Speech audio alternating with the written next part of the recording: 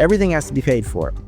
And the nature of the dollar as a fiat currency means that debt is money.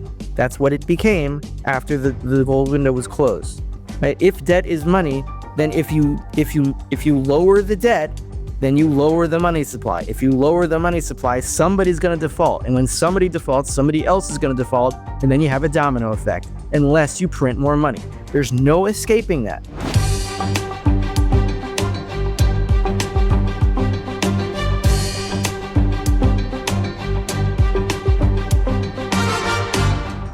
This is Little by Little with Andy Schechtman. All right, everybody, welcome back to another episode of Little by Little. My guest needs virtually no introduction. I'm sure most everyone watching this knows who Rafi Farber is, and that's true.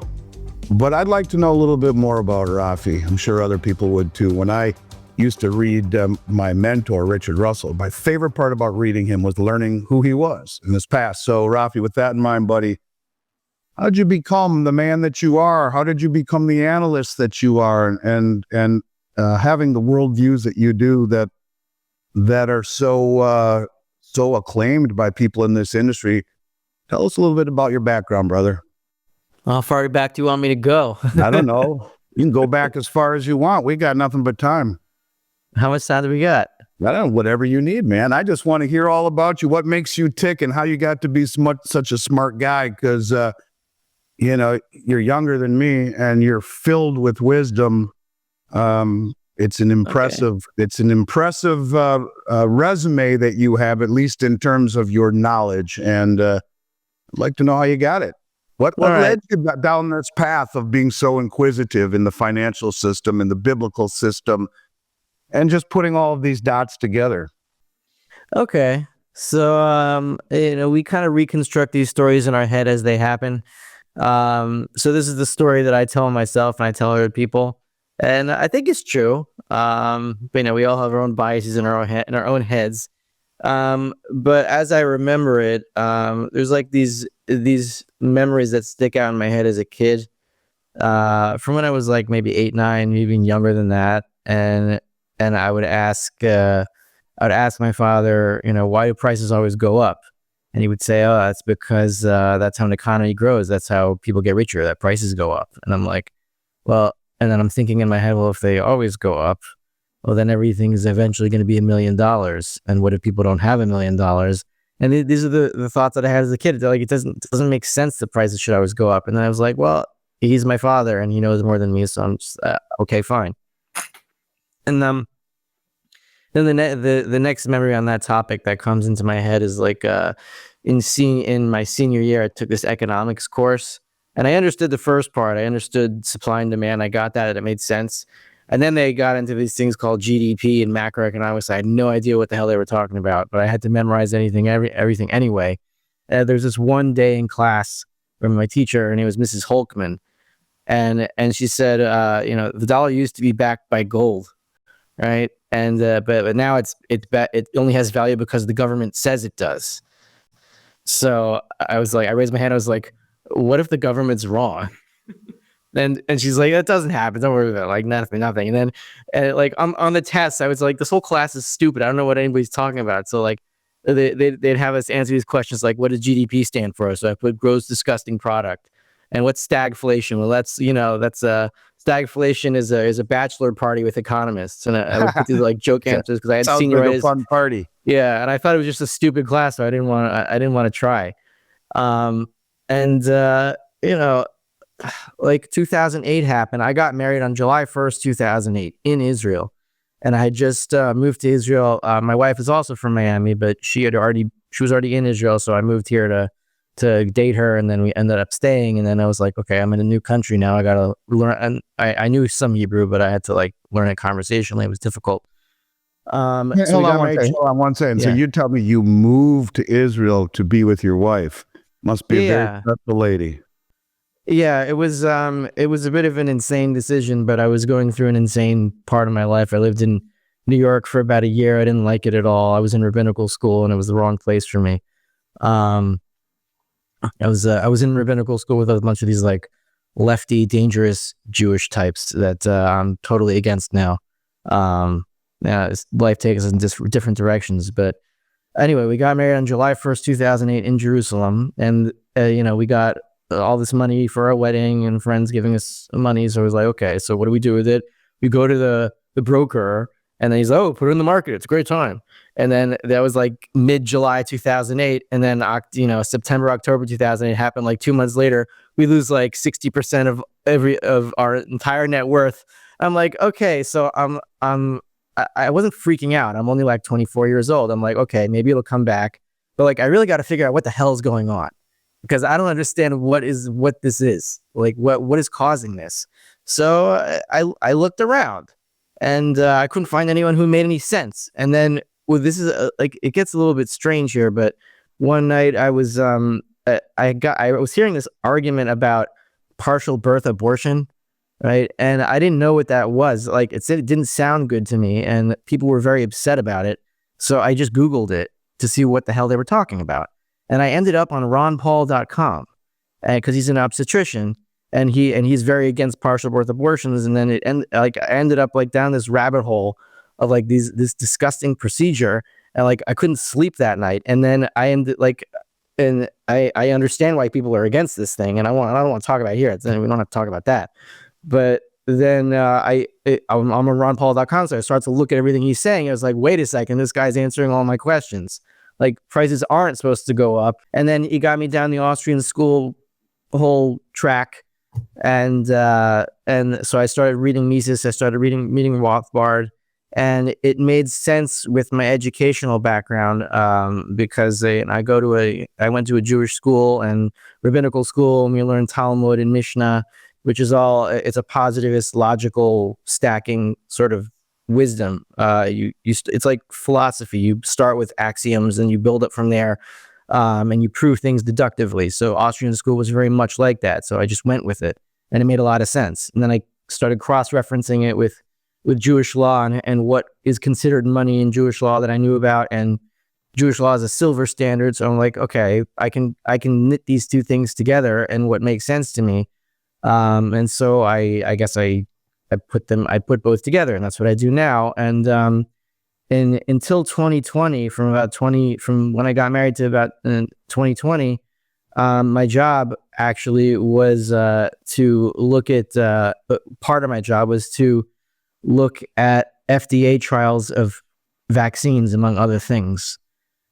So I became really good at analyzing this and what chances a company has to get its medication through the FDA, yes or no. What do I think? And then tell people my opinion. Sometimes I was right, sometimes I was wrong. But my point is, like, I had a pretty decent layman background for analyzing these trials. And then 2020 happened. We all know what happened there.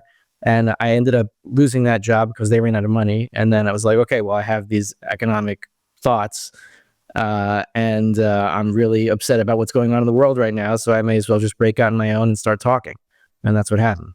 Yeah, you're really good at it. You've done an amazing job. I wasn't going to ask you this question, but for those people who don't quite get it, in just a few brief words, can you explain the difference between brain-dead Keynesian economics and the Austrian school with Mises right over your left shoulder there, that makes so much sense to you, and especially as it resonates with you with biblical reference? I find that to be interesting. But could you just explain the difference between the two so people quite understand what we're talking about?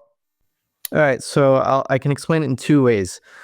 First of all, just in a very generalized way, they're two very different sciences. I wouldn't even call Keynesian economics really a science. It's more like social engineering, using money to socially engineer people. There's a goal. Keynesian economics is like there's a normative goal. They want to achieve a certain goal. They want GDP to be X number. They want people to pay XYZ taxes. They want this sort of social result from whatever policies they have, whether they want people to eat less watermelon or smoke less cigarettes or eat more cow or eat more seed oils or whatever it is, right? They're going to use these economic principles to achieve whatever social goal that they want. The problem is, what the hell do they know about what people should be doing? right? So they're gonna be manipulating the money supply in whatever ways that their Keynesian econometric equations say is going to lead to the result that they want, that they think is good for us, right? That whole concept is immoral. It's putting people in a rat maze and saying, well, we want them to go this way, so we're going to put like an obstacle over here so they go in that direction and they get electrocuted when they get to the corner, and then that funny ha ha ha, right? So Austrian economics is, well, humans interact with each other. We want to know why they interact with each other in certain ways. So we're going to be hands off. We're not going to like tell them what to do or anything. We just want to know what is causing prices to move this way, what's causing prices to move that way, what is money, why are people interacting the way they are, why are they not interacting the way that they don't usually interact, what causes changes. That's what Austrian economics is. It's the study of human behavior as it is. Right? It's not trying to engineer a certain result. The second thing I can say is there's a lecture. If you look for it on YouTube, you could probably find it. It's called 2 + 2 = 4 by Robert Wenzel. Right. So he compares Austrian economics and Keynesian economics. And Austrian economics is much closer to 2 + 2 = 4. So, for example, if someone says 2 + 2 = 5, and I can prove it empirically because in Nebraska we took a poll, and three out of 5 experts say that 2 + 2 is actually 5. Well, I don't care what the expert. I know that 2 + 2 = 4 because that's a deductive statement, right? So too in economics, when you say something like, if you raise a minimum wage and you don't allow people to work for below a certain amount of money, that's going to raise unemployment. And then somebody says, well, there's a study here that they raised minimum wage to this number and it didn't raise unemployment. I don't care what you say because it's not an empirical statement. We're talking about logical principles here. When you set the price above a market clearing price, you're going to have a surplus. If that's the price of labor, you're going to have a surplus of labor, which means you're going to have unemployment. I don't care what empirical data that you're trying to show me. If it's showing that that's not right, that empirical test is wrong. Just like if you say 2 + 2 = 5, I don't care what empirical evidence you show me, it's wrong. So you have to be able to trust logic, and then you can use empirical data to back up your logic. And if the empirical data is wrong, it's possible that your logic is wrong and that you're not thinking of something. But if it's a very basic statement like raising the minimum wage is going to raise unemployment, you can't disprove that. So you've got to use logic first, and then you can have empirical data back that up. But empirical data cannot contradict logic. It's impossible.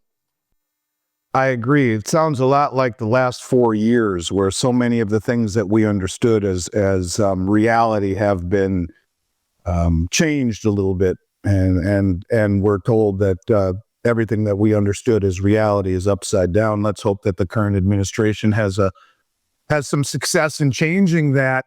And I'll get to Trump in a moment. But one more question about your background. You connect many of the things that you talk about biblically with biblical teachings, and connect modern economics with biblical teachings, which is something that fascinates me.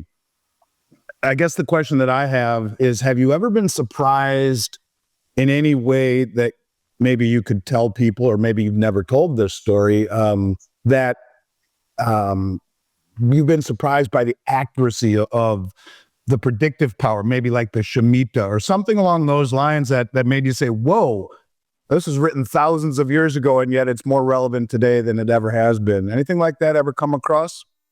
Yeah. Just a few days ago, actually, and I just put out a Patreon video, so I can share the conclusion to that here.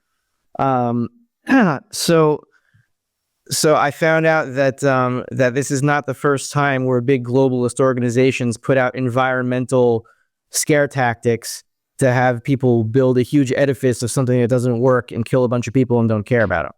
Right? I'm talking about the UN or the WEF and their whole sustainability code for the world is about to end.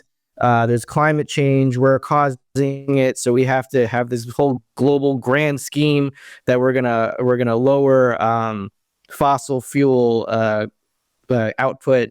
What do you call them? Carbon footprint, right? We got to lower that to a certain amount, and carbon, whatever it is, okay. And they give us these scare tactics, and they say, look, we're going to save you. Don't worry about it. So this is not the first time this has happened. Actually, the Tower of Babel, that was the motivator. And I found this in the Midrash, in the rabbis, which is, it's compiled in about somewhere between 700 and 900 of the Common Era. So we're talking about 1300, 1400 years ago, quoting rabbis that were around 200, 300 of the Common Era, right? So what they say is that the people, the generation of the flood, right? What was their motivation? Well, they had the flood, not the generation of the tower. Sorry, this happened right after the flood. And whether you want to take these stories as historical is not the point. I'm not arguing whether they actually happened or not, or whether they're stories that are compiled. It doesn't matter. The point is that how they're interpreting the story, or how the rabbis are interpreting the story, is that these people, they were very united, right? There's a big globalist organization in Babylon building a tower, and what are they saying? They're saying a flood just happened, and the flood, if you calculate the years in the Bible, was 1,656 years after Adam is created. So they're saying, what are the people of Babylon saying, of Babel saying? They're saying, look, every 1,656 years, the sky falls, it opens up, and the rain comes down. So what do we got to do? We got to get everyone together. We got to build this huge tower and build supports for the world to keep the sky up. So we'll start in the east in Babylon. The other three groups will go on the other four corners of the earth, and we'll have this like huge thing that'll hold the sky up, and it will keep the world from flooding. Right? And what are the globalists saying now? They're like, oh, we have to get this huge program together. We got to stop the earth from flooding because we have climate change, and the sea levels are going to rise, and we're all going to die. And the other thing that they say is that in that society, right? And they don't know anything about the World Economic Forum or anything. You have these people that are environmentalists. They want to save the planet. So they build two staircases on the tower. One goes up to bring bricks up. One goes down to bring bricks to bring the people down to bring more bricks up.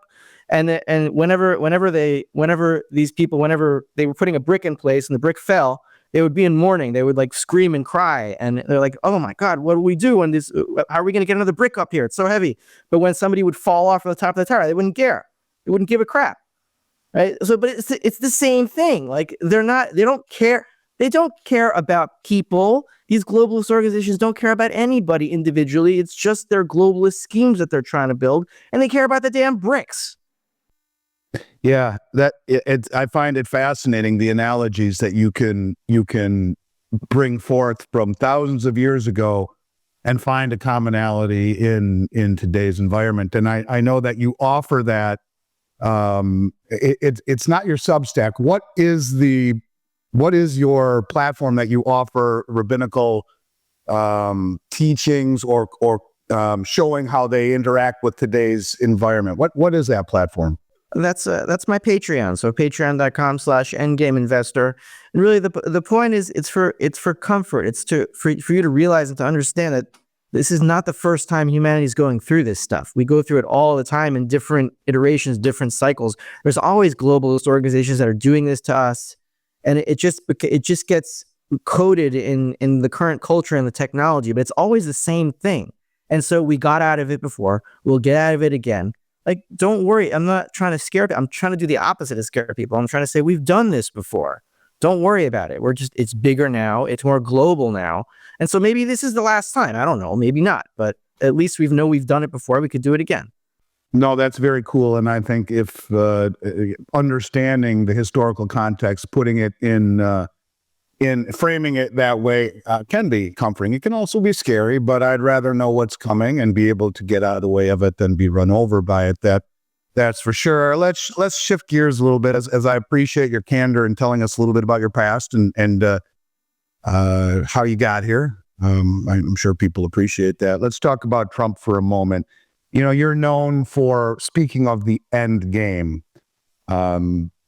Maybe you could briefly touch on what your vision of the end game is. And at the same time, you mentioned Trump will not save the dollar nor affect the end game. Why do you think that? He might affect the end game in terms of, he won't be able to stop it. He's not going to be able to stop it. I don't even think he'll be able to prolong it. But he might, first start with the positive. when Harris was running, well, not her, she's just an empty nothing, but when the candidate Harris was running against Trump, the way I saw it is there's two choices. Either we're going to head into the end game dirty and at each other's throats, which would be Harris, or we're going to head into the end game a little bit cleaner, maybe a little bit saner, coming back to at least some of the core American principles of liberty and I don't want to say democracy. That's a bad word, but liberty and free markets or whatever's left of it. Not that I'm not saying that Trump is like a free market champion or anything, but he does stand for some very important basic things. Like there are men and there are women. Like it gets down to that. Like that's what we have left that we can preserve still. Okay, so it's even that is good, and it's very important for society to realize that there are men and women, there are boys and girls. Okay, this shouldn't be controversial. The fact that it's controversial is terrifying. Couldn't agree more, Rafi. So America can get back to some basic sense of morality. And that I think Trump's team can do, and I'm especially excited about RFK because even though he's also problematic for many reasons, and people will say, "Oh, he's for gun control," and I get it. Okay, I'm not saying the guy's perfect, and far be it for me to worship any politician. I do not, but it's exciting that someone wants to get into health and human services and really shake things up and question orthodoxies. And I think that's a very good thing for a country culturally that was founded on suspecting government and never trusting government, to get back to that basic lack of trust of their leaders. I think that's a very healthy thing. And they need to get back to that. And from that, you can have communities that trust each other again. And from there, communities can withstand the end game that is coming. But the reason that Trump can't stop the end game and can't stop the dollar from collapsing is that he's not going to change what the nature of the dollar is or what the nature of the monetary system is. That's not stoppable at this point, right? The moment they decided to go off gold, that's where they were headed. You can't stop it. So just to go back to basic biblical teachings, like for example, right, when a character or a very good character in the Bible makes a big mistake, and he apologizes for it, it doesn't mean he escapes punishment. It means that he's preserved and he's able to withstand the punishment and get through it. Like King David, right? What did he committed adultery and murder he put a woman's husband at the front lines to get rid of him because he had slept with his wife, right? And that's a big problem. And he admits to it, and God says, "You made a mistake, but I'm going to mess up your family now. You're going to withstand this punishment, and then you'll continue." So, okay, America has some punishment to go through because of its fiscal irresponsibility and monetary, but there's no avoiding that. It doesn't matter. Everything has to be paid for. And the nature of the dollar as a fiat currency means that debt is money. That's what it became after the gold window was closed. Right? If debt is money, then if you lower the debt, then you lower the money supply. If you lower the money supply, somebody's going to default. And when somebody defaults, somebody else is going to default. And then you have a domino effect unless you print more money. There's no escaping that. Okay? Unless you want to destroy the entire banking system, which is going to happen anyway, either through destroying all the debt, through deflation or hyperinflation. In the end, it's the same thing. So we're either going to go through that process with no idea of what right and wrong is at all, or we're going to go through that process knowing that we have, core values to return to. And I think it's going to be the latter now, I hope. And America's going to lead the world for good or for bad in terms of economic policy. And I hope they lead it to the right place because there's nobody else. You said something very interesting. I hope people caught it. You're very eloquent in the way you describe things. Everyone talks about the massive debt burden that we have, and we do. But you're saying we've gotten to such a point down the line, we've crossed that Rubicon, that if we try to measurably lower the debt, in essence, what you're creating is massive deflation, i.e. a Great Depression, which would bring the whole system down, and the systemic nature would bring everything else down, and boom, you collapse. On the other hand, in order to keep the game going, because we're so far down the road and across the Rubicon, the only way to keep it going is to continue to print more money, which keeps the system going, but ultimately leads to a massive inflationary issue. So either way, you're trapped. correct? Is that kind of what you're saying? That's exactly what I'm saying, yes. And what's the preferred outcome in your mind? And what does the end game look like when, what's it going to look like if you went to see a therapist? Because you got these things going through your head every single day, and the therapist says, Rafi, draw me a picture of the end game with a crayon. What does the end game look like? What does it look like? Okay. I don't know exactly, but I can imagine certain things. I can tell you basically, broad strokes, what's going to happen. What's going to be the result of that, I don't know, because you can either end up in a zombie apocalypse or you can end up in a social catharsis where everyone says, okay, let's go back to, let's go back to basics here. It's going to be a mix of things. I think it's going to be really bad in the big cities, the ones that are already falling apart, like San Francisco, Chicago, maybe New York City, big, huge cities in Asia. They're going to have a really tough time. People are going to be at each other's throats. You could end up with riots and a lot of death. I don't know. I think it's going to be a lot better in the rural areas, but whether whether we take the hyper deflationary or the hyperinflationary track to this, it's a circle. It leads to the same point, right? The end point is that people who think that they have money because they have a certain amount of dollars in an electronic account somewhere, they're going to wake up and either it's going to be gone or they're going to wake up and it's not going to buy anything. Either way, it's the same thing. So when you have a financial collapse like that, it's not that you have a destruction of wealth. Nothing happens from one day to another after a bankruptcy. You could have some fighting and maybe some destruction of some property, but that's not inherently connected to it. So what happens is that the people 99% of the world that has only paper assets, right, or a certain dollar amount in their bank accounts that's electronic, they have no purchasing power. All the purchasing power goes to the holders of raw money. So let's say on day X, you have all these people think that they can buy a certain amount of wealth in the world based on prices as they are today. And then on day X plus 1, 99% of those people can't buy anything. And the remaining 1% of people that have real money can buy the rest of the planet. So that leads to a lot of social unrest and also a lot of responsibility on us. And the reason why, Miles Franklin and all these other gold retailers are so important is because we are the ones that are we're trying to build a monetary foundation for the planet, that the dollar gets tipped over, and then we want as few people as possible falling over into poverty and just having some amount of gold and silver where they can rebuild back. If they don't, they're going to have to work for it, and they're going to have to work for the people that do have gold and silver, and they might not want to do that, and it might be difficult to find them. So if we give as many people as possible even a little bit of gold and silver just to fall back on once the dollar falls, we're going to have a lot easier time rebuilding society. Well, God bless you, brother. It's amazing the similarity by what you just said to what the head of the Polish National Bank, Adam Glapiński, said. I don't know if you caught what he said recently.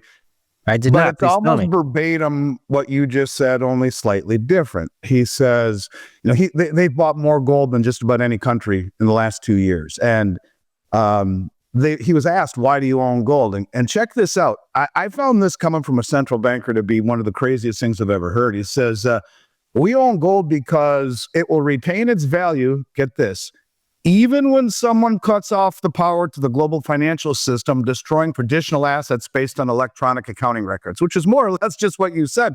He says, of course, we don't assume that this will happen, but as the saying goes, forewarned is forearmed, and the central bank is required to be prepared for even the most unfavorable conditions. That's why we see a special place for gold in our foreign exchange management process. Here you have a central banker saying more or less the same thing, that if the whole system, which is based on electronic accounting records, goes down, then what? Which is kind of similar to what you just said. So I think that's an interesting take, and maybe this is his way of clearing his conscience. I'm not sure, but he's talking Fight Club. Yeah, exactly. All right, a couple more questions. We'll go a different direction now. For all of the Bitcoiners out there who are relishing in the performance of Bitcoin right now, and I get it. It's been a spectacular run. Trump, by at least by the way that it looks, will be very bullish for Bitcoin. But you suggested something that I found interesting, and that it's a deep state psyop.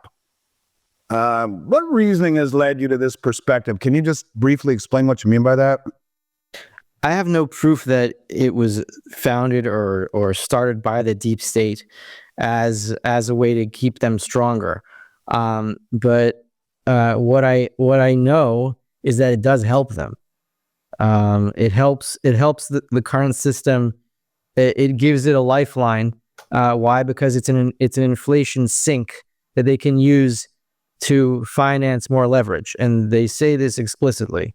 Right? It was Howard Lutnick, who's I think now he's being considered for Commerce Secretary. He's a big bankster, head of Cantor Fitzgerald, I think. And I don't even say that banksters are necessarily evil people. I'm not calling Howard Lutnick an evil deep state operative, but he could be a useful idiot for whoever the real nefarious people are in charge. I don't know how the deep state is structured and who really is in charge and who's just caught in the wheels of it. It's hard to tell. So Howard Lutnick said that Bitcoin is that at this big Bitcoin conference, and he said Cantor Fitzgerald is there to help Bitcoiners. We're going to offer you leverage so that you can leverage your Bitcoin and make even more money. And he loves Tether. Why? Because Tether is the biggest trading pair to Bitcoin. Basically, how Bitcoin is traded through the exchanges is the BTC USDT trading pair, and it's so every time someone sells a Bitcoin, they sell it for Tether, and then they cash out from there, either directly or indirectly for somebody else to give them dollars. That's how it works. So every time Bitcoin is or new money comes into Bitcoin, Tether has to buy more treasuries because they have to back their tokens with dollars, but they don't back them with like dollar bills. They back them with U.S. treasuries. So every time someone buys a Bitcoin, you're essentially financing the treasury debt, right? And spreading U.S. inflation out into your bank account so that the dollar has more life to it. That's how it's working. But they can't do that with gold because gold is the base of the dollar. It's not like Cantor Fitzgerald's going to go to a gold conference and say, "Oh yeah, Andy, we're going to offer you leverage on your gold coin." Like banks don't do that. That sounds ridiculous. Look, the way I put it, I think in my most recent post on the End Game Investor, is I was wondering why Bitcoin has any value at all, or why the dollar really has any value at all after the closing of the gold window. And the answer is because at that point in 1971, when the dollar became totally non-convertible at all, what remained was that people still had debts to each other denominated in dollars, right? So that a debt takes a current money and translates into the past, because what's debt? You're going to pay back this money from the past into the future. It's a time chain, right? So the fact that the debt still has value means the dollar still has value. So if all debt is defaulted on, all that money disappears because money is debt, and then you're left with the gold that's left over on the balance sheet of the Fed, for which the dollar is the liability unit. But Bitcoin, the reason it cannot survive a dollar crash if the dollar completely becomes worthless is that nobody owes anything to anybody denominated in Bitcoin. Nobody ever will, because that would be insane. Nobody would ever take a loan out denominated in Bitcoin. They could go bankrupt in a day. It's not happening. So the minute the dollar falls, no one's going to owe anything in Bitcoin terms, and Bitcoin falls too. That's again going back to the dichotomy between Keynesian economics and Austrian economics. This is a logical point. You can't really argue it empirically. I mean, I could be wrong about the logic. I could be missing something. I don't see how I can be. And I'm happy for all the Bitcoiners who are so rich now And I'm telling you, you don't even have to sell all of it or even most of it. Just have a little bit of gold and silver in case this is not exactly what you think it is. Well, no, I read your Substack. I saw the video that you posted alongside of it of Howard Lutnick, and it was very interesting to see that relationship between Tether and how much of the treasury market they're soaking up. There are even rumors that they're soaking up those that are being shed by Japan and China. I have no proof of that, but it was very eye-opening, and certainly thank you for that. It was an interesting learn, and fascinating to say the least. So, again, you break things down in a very commonsensical way that, if nothing else, makes people think for a moment. And when you break it down to that level, it certainly makes good sense. So let's shift gears again. I got two more questions for you.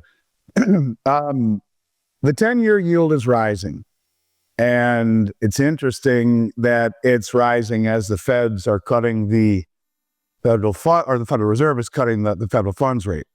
So in other words, they're lowering the short-term rates, but the back end of the curve, the 10-year, which is probably more important, as it's the key measurement or the key index for mortgages and credit cards and car loans and all these kinds of things that the real economy is based off of. And historically, this pattern has aligned with bond bear markets, where I think you'll probably argue we're heading in that direction right now, because we are at that point, cutting the short end, the back end goes up. Do you believe we're heading into a bond bear market? And if so, what does it mean for the average American? Not us gold bugs from a economic perspective, but what does it mean for everyday person just trying to get by if we are in a bond bear market? If we're in a bond bear market, this would be the first time that we're in a bond bear market on a fiat money system. Right. Yes, we were in a bond bear market, the tail end of one from 1971 to 1980. But at that point, we had just gotten onto a fiat standard, or a nothing standard, and we were only beginning to accumulate a huge amount of debt. So at that point, Volcker could still afford, the then Federal Reserve Chair Volcker could still afford to jack interest rates up to about 20%, and in that way incentivize people to actually buy the debt and earn money on that debt. And that's what happened. The debt was small enough to handle it at the beginning of the fiat system. If this bond bear market is happening at the end of the life of a fiat system, and fiat systems do not last more than 50 years usually, they always end up exploding or imploding, whichever way they want to plode. So for the average American, I'd say if we're headed into a bond bear market at the end of a fiat system, you want to make sure that you have some real money on you for whatever happens. We've said that before, but if you want more specific advice, I bought my house in 2018, thank God, and we locked in an interest rate at the lows, at the all-time lows. 2018, not very all-time lows, but close enough to it, right? Before any of these hikes happen. So I'm busy paying like an almost nothing mortgage every month, and it doesn't really hurt. It doesn't really hit me that hard. Meanwhile, everyone else who had these floating rate mortgages that now their monthly payments are going up and up and up every month because of these interest rate hikes. So whatever you can lock in, even at these rates, right? Lock it in if you can afford it, because interest rates are going to head a lot higher even than this. I remember in 1980 they headed up to 21%, and as the dollar unravels, those interest rates are going to head higher and higher still, and then the dollar is going to completely implode. You could argue from there that at that point the bank isn't going to be able to collect their mortgage at all. But that's I'm not going to advise playing chicken with the system to that degree. So whatever you can lock in at rates, if you can lock in flat rate debt and you can afford it, I'd say do it if there's something you really want or you need in your life. Other than that, make sure you have enough money, make sure you have real assets, and make sure you have a community of like-minded thinkers with people with skills, and you stay away generally from the purple-haired crazies who are in mourning over Trump and they can't get over them, and they're, if they're men who think they have periods, just don't go near them. Yeah, well, I wasn't going to ask this question because I only have one left for you, and you're right. Of course, I come from Minnesota. I do live in Florida now, but Governor Walz, as you know, did put tampon dispensers in every high school bathroom across the state for that reason, for the one or two young ladies who identified as a boy. So I guess the question I want to ask you, I wasn't going to ask you this, but since you brought it up, that what you speak of, a real bond bear market where the bonds are shed, no one's buying them, and you could argue that would probably coincide with the dollar bear market. But in that environment, when interest rates go parabolic, well, that almost sounds to me like the Klaus Schwab Great Reset. Stocks, bonds, real estate. The insurance companies are loaded with treasuries. The banks that are over-leveraged and loaded with toxic treasuries, undercapitalized. That just seems like everything blows up. Is there a faction of the government or of the Fed that actually wants this to happen, to reset and to transition to a new system? You mentioned at the very beginning, you said one way we can get there is dirty, where we're at each other's throats. I agree. The divisiveness sucks in this country. And much like you, I've tried, and I didn't say it as eloquently as you did, but try to get to that, get a little bit of our culture back. The other side, you say we do it a little bit more constructively.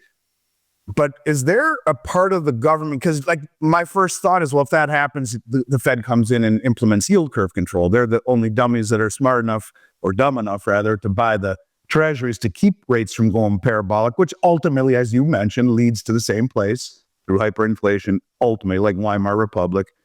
But what I'm getting at is, there a certain group that is incentivizing this to happen, trying to get this to happen, and won't step in this time and just let it implode instead of stepping in to buy the back end of the bond market to keep the game going another inning or two? Okay, so there's a lot of ways that I can address this. I'm going to try to drill your question down to what I'm sensing might be the fear behind it. I'm not saying your personal fear, but whatever you're trying to reflect in that question is coming from a lot of angles. So I'd say that there might be a faction of the government that wants the reset to happen. But I was listening to Matt Taibbi's podcast, America This Week, a few days ago, in my attic actually, and I think his name is Walter Kern. He was saying, like, he had this sense or this feeling that whatever intelligence agencies were, messing around with stuff, and let's not be too specific here because I don't want to get flagged. Whatever intelligence agencies were messing around with voting machines, he felt that they were kind of easing off this time and letting the chips fall where they may, and just a lot, because I think they saw that if they messed with it too much, there'd be some kind of a civil war or something like that. Nothing like that happened. So it could be that whoever is really pulling the strings in the government is letting the reset happen. But to the bigger point is, don't fear the reset, right? The reset's it's our friend. It's a good thing. And if you look at any famous story of villain and hero, right, where there's an evil force that wants to take over the planet, and towards the end of the book they get really, really close, and arguably they even take over the planet for a certain amount of time. You could take Harry Potter and Voldemort, for example, and at the end of towards the end of Harry Potter, the final Harry Potter book, Voldemort has basically control of everything.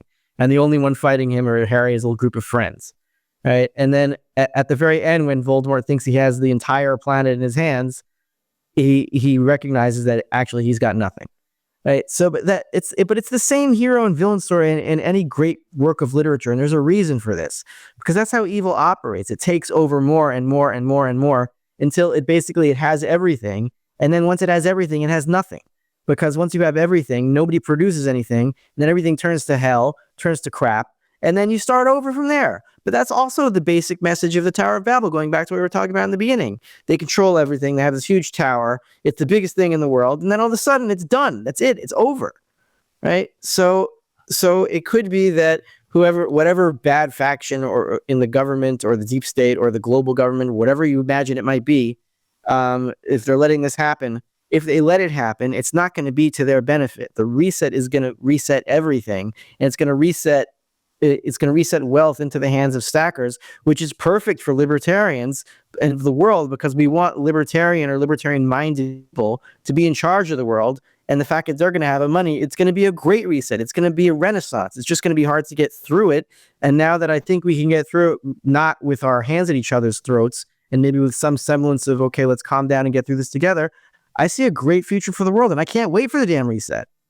God bless you, brother, from your mouth to God's ears. I think we have a name for the title of this video, Don't Fear the Reset, with Rafi Farber. In fact, that is what it's going to be.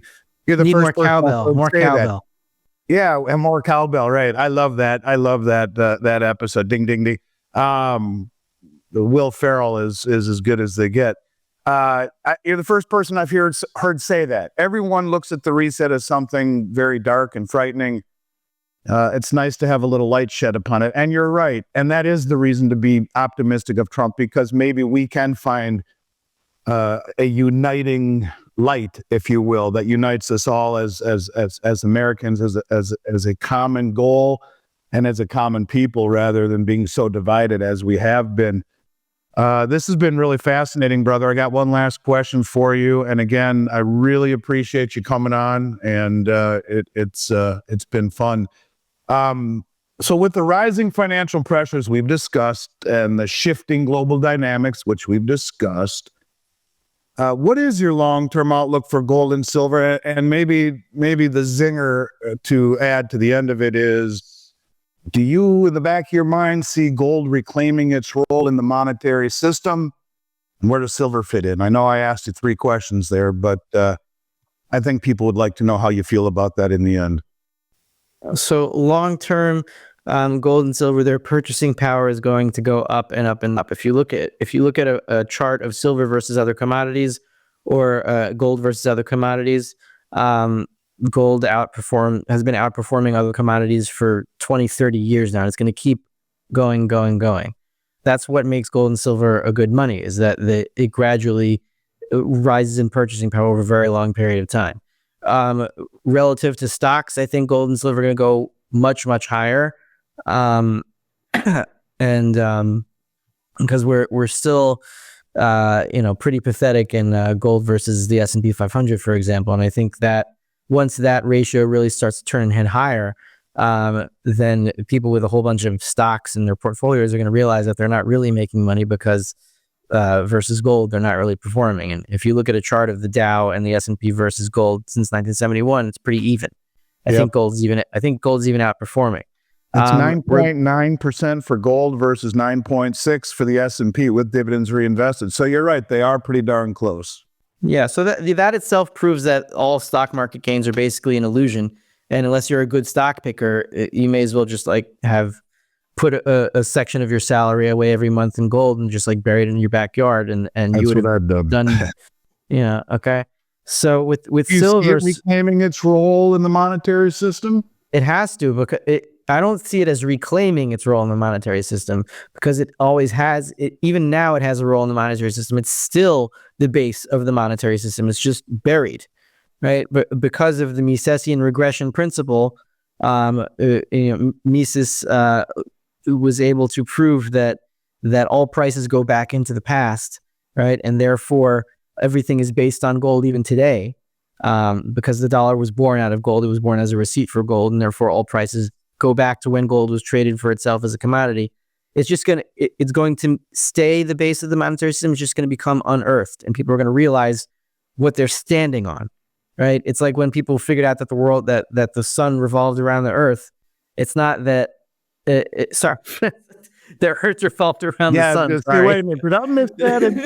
Am I? Yeah, I missed like that in astronomy. I could have sworn it was the other way around. So when people found out that the Earth revolved around the sun, it's not like all of a sudden the solar system changed. It's like we figured out where we're floating.